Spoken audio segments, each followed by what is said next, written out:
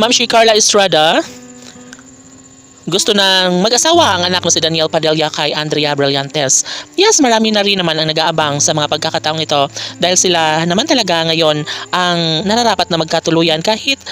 bigo man ang dating relasyon ni Daniel ay nararamdaman pa rin naman ni Ma'am si Carla Estrada na sadyang baka ito na nga ang tamang pagkakataon na mahanap na maisakatuparan ang pangarap ni Daniel na magkaroon nga ng sariling pamilya sa pag-ibig niya kay Andrea Brillantes. Well, wala namang kaso or wala namang pagdududa ang taong bayan sa mga pagkakataong ito dahil nga naman kung talagang interesado na si Daniel sa kanyang pag-ibig na magkaroon ng kasagutan ng lahat ay siguro ay nariyan ang lahat ng kasagutan kay pretty girl Andrea Brillantes. Siyempre si Ma'am si Carla Estrada ay hindi naman tutol at wala siyang pag-alinlangan na magkaroon niya ng kasagutan ng lahat. Mas nagkaroon ng magandang patutunguhan ng lahat, lalo na kapag isang araw ay magkaroon nga ng malaking pagbabago. Ngayon ay napapansin pa ng taong bayan na mahal ni Andrea Brillantes ang gwapong aktor na si Daniel Padilla na siyang nagustuhan naman ni Ma'am si Carla Estrada dahil nga ayaw naman ni Ma'am si Carla Estrada na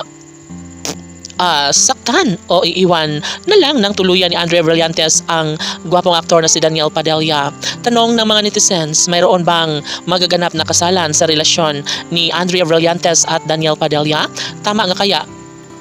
ang pakiramdam ni Ma'am si Carla Estrada na talagang si Daniel Padilla ay magwawagi sa pag-ibig niya kay Andrea Brillantes? Well, wala tayong magagawa at sadyang ito lamang ang tanging ninanais ng lahat na magiging happy ang anak ni Ma'am si Carla Estrada na si Daniel Padilla. Kung tuluyan nga na si Andrea ang kanyang makakatuluyan, maiharap sa altar at magiging ina ng kanyang mga magiging supling, ay wala nang mahihiling pa ang nag-iisang Ma'am si ng bayan na si Ma'am si Carla Estrada dahil ito lamang ang pinaka-the best na pangyayari kung talagang nais ni Andrea na magiging parte sa buhay ng pamilya ni Ma'am si Carla Estrada ay dapat na magdesisyon na siya ng ikaliligaya sa puso ng anak ni Ma'am si Carla Estrada na si Daniel Padilla.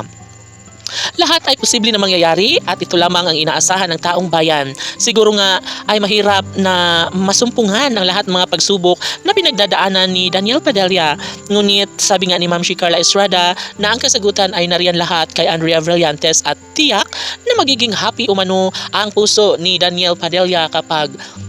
nagkataon na silang dalawa ni Andrea Brillantes ang magkakatuluyan. Palagay ng lahat ay mayroon namang isang malaking posibilidad na mayroon ngang forever na naghihintay na pangarap ni Ma'am si Carla Estrada para sa relasyon ni Andrea at Daniel Laban.